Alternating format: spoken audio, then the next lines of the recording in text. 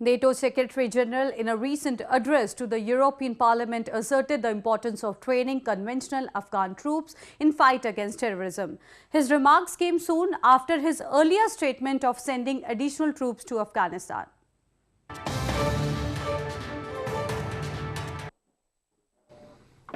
Addressing the European Parliament's Foreign Affairs Committee and Subcommittee on Security and Defence, NATO Secretary General Jens Stoltenberg said that the alliance needs to stay in Afghanistan and help conventional Afghan forces in their campaign against terrorism.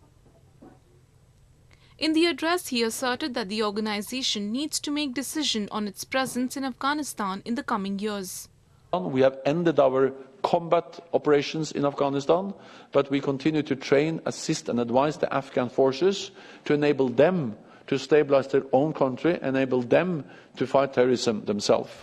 And I think that if there is one lesson we have learned, is that in the long run it's much better if we are able to train local forces to stabilize their own country, to fight terrorism themselves, instead of NATO deploying a big number of combat troops in big combat operations.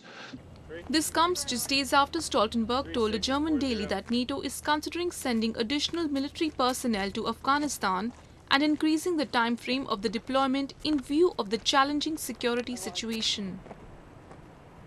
Earlier in a statement, US Secretary of State Rex Tillerson said that the ongoing commitment of NATO allies and partners to bring peace in Afghanistan, including a settlement between the Afghan government and the Taliban, protects the alliance's interests and, when successful, ensures that Afghanistan never again becomes a safe haven for terrorists.